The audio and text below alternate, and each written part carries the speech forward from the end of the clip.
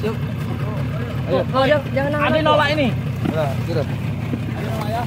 Oh, jangan anakku. Ambil kasih dulu Kak.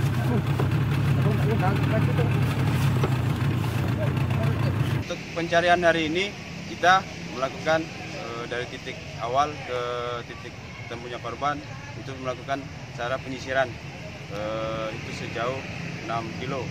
Untuk penyisiran caranya adalah menggunakan penyisiran. Untuk korban sendiri berhasil ditemukan sejauh berapa, Bang?